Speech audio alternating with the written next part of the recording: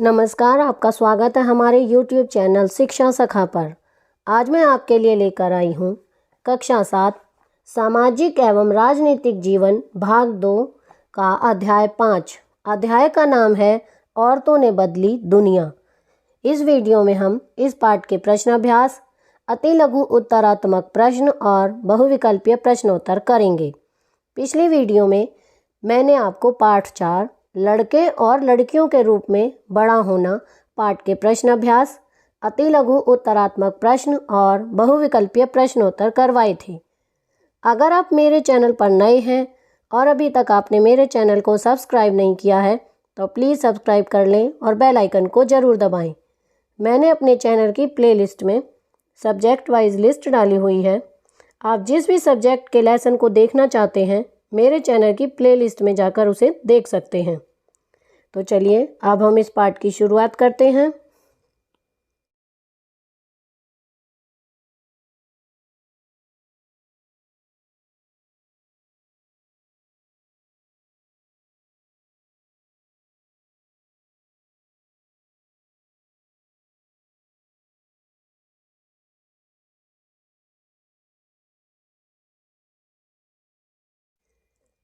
अब हम इस पाठ के प्रश्न अभ्यास करेंगे।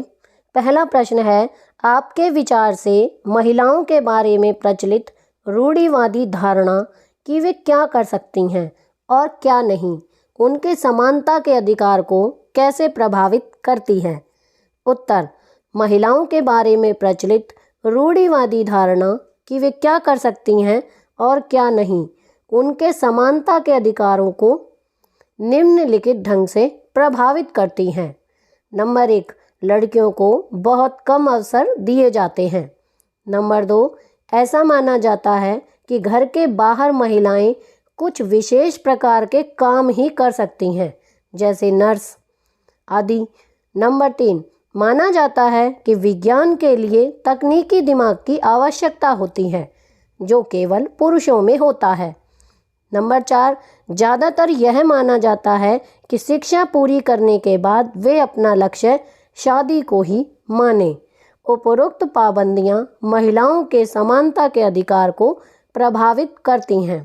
प्रश्न 2, कोई एक कारण बताइए जिसकी वजह से राज सुंदरी देवी, रमाबाई और रुकैया हुसैन के लिए अक्षर ज्ञान इतना महत्वपूर्ण था।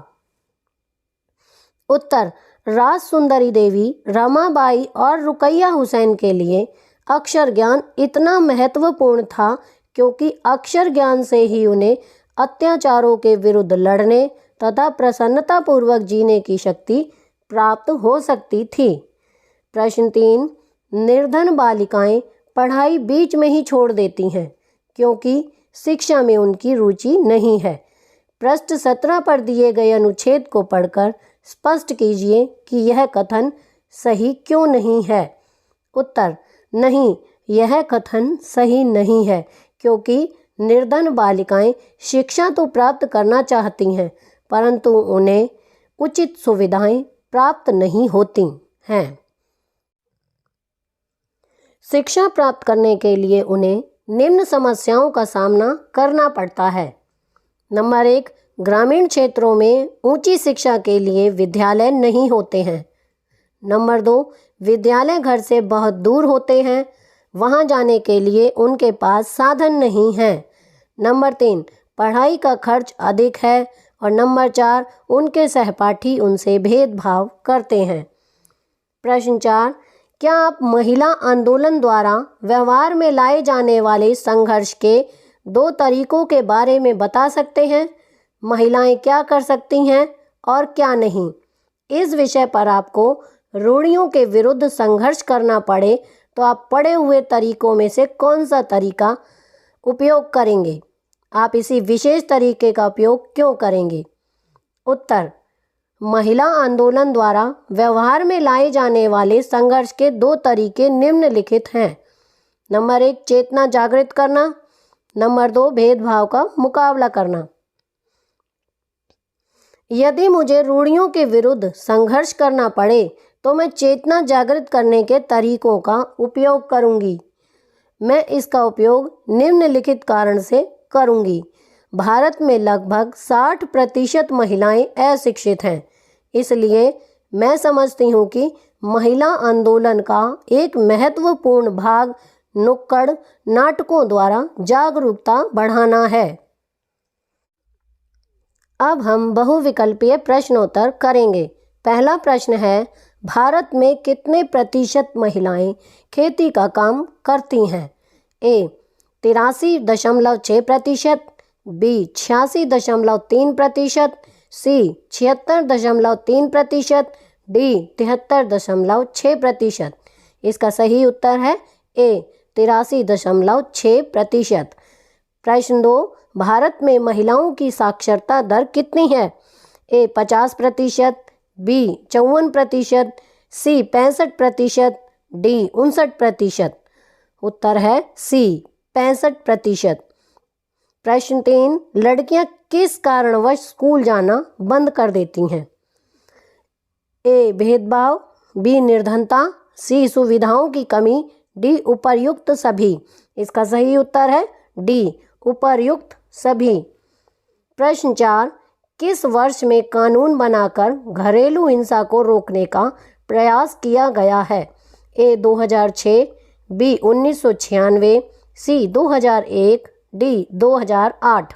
इसका सही उत्तर है ए 2006। प्रश्न 5, कितने प्रतिशत बच्चे प्राथमिक स्तर पर ही स्कूल छोड़ देते हैं? ए 60%, बी 55%, सी 52%, डी 58%। इसका सही उत्तर है सी 52%। प्रश्न 6, किसने 1910 में लड़कियों के लिए कोलकाता में स्कूल खोला था जो आज भी कार्य कर रहा है? ए महात्मा गांधी, बी रविंद्रनाथ टैगोर, सी रुकैया सखावत हुसैन, डी रमाबाई। इसका सही उत्तर है सी रुकैया सखावत हुसैन। अब हम लघु उत्तरीय प्रश्न करेंगे। पहला प्रश्न है, भारत में कितने प्रतिशत महिलाएं खेतों में काम करती हैं? उनके काम में क्या क्या शामिल है? उत्तर, भारत में 83.6% महिलाएं खेतों में काम करती हैं। उनके काम में पौधे रोपना, खरपतवार निकालना, फसल काटना और कुटाई करना शामिल है। प्रश्न 2, यदि कुछ लड़के अन्य लड़कों के समान व्यवहार ना करें तो क्या होता है? उत्तर, यदि कुछ लड़के अन्य लड़कों के समान व्यवहार ना करें तो उन्हें चिढ़ाया जाता है और धौंस दी जाती है। प्रश्न 3, अतीत में लिखना और पढ़ना कुछ लोग ही क्यों जानते थे? उत्तर, अतीत में लिखना और पढ़ना कुछ ही लोग इसलिए जानते थे क्योंकि नंबर 1, अधिकांश बच्चे वही काम सीखते थे जो उनके परिवार में होता था अथवा उनके बुजुर्ग करते थे। नंबर 2, लड़कियों की स्थिति अधिक खराब थी। समाज में जहां लड़कों को पढ़ना लिखना सिखाया जाता था, लड़कियों को अक्षर तक सीखने की अनुमति नहीं थी। प्रश्न 4, कुम्हार के व्यवसाय में स्त्रियों को कुम्हार क्यों नहीं माना जाता था? उत्तर, कुम्हार के व्यवसाय में स्त्रियों का काम केवल सहायता करने तक ही सीमित है। वे मिट्टी एकत्र करती थीं और बर्तन बनाने के लिए उसे तैयार करती थीं। चूँकि वे चाक नहीं चलाती थीं, इसलिए उन्हें कुम्हार नहीं माना जाता था। प्रश्न 5, रमाबाई को पंडिता की उपाधि क्यों दी गई? उत्तर, रमाबाई को पंडिता की उपाधि इसलिए दी गई क्योंकि वह संस्कृत पढ़ना लिखना जानती थीं। यह उस समय की महिलाओं के लिए बहुत बड़ी उपलब्धि थी, जिन्हें तब यह ज्ञान प्राप्त करने की अनुमति नहीं थी। प्रश्न 6, खेड़ गांव में रमाबाई के मिशन का संक्षिप्त वर्णन कीजिए। उत्तर, रमाबाई ने 1898 में पुणे के पास खेड़ गांव में एक मिशन स्थापित किया, जहां विधवा स्त्रियों और गरीब महिलाओं को पढ़ने लिखने तथा स्वतंत्र होने की शिक्षा दी जाती थी। उन्हें लकड़ी से चीज़ें बनाने तथा छापाखाना चलाने जैसी कुशलताएं भी सिखाई जाती थीं, जो वर्तमान में भी लड़कियों को कम ही सिखाई जाती है। रमाबाई का मिशन आज भी सक्रिय है। प्रश्न 7, कौन से कारणों से लड़कियां स्कूल जाना छोड़ देती हैं? उत्तर, 1 गरीबी, 2 शिक्षण की सुविधाओं का अभाव और 3 भेदभाव। प्रश्न 8, शिक्षा के क्षेत्र में कौन सी बात आज भी भारत में एक चुनौती है? उत्तर, सभी समाजों और वर्गों की पृष्ठभूमि वाले बच्चों को शिक्षण की समान सुविधाएं प्रदान करना, विशेषकर लड़कियों को शिक्षा के क्षेत्र में आज भी भारत में एक चुनौती है। प्रश्न 9, जनगणना में क्या जानकारी एकत्रित की जाती है? इस जानकारी का प्रयोग कैसे होता है? उत्तर, जनगणना में भारत में रहने वालों के जीवन के बारे में भी विस्तृत जानकारी एकत्रित की जाती है, जैसे उनकी आयु, विद्यालय, उनके द्वारा किए जाने वाले काम आदि।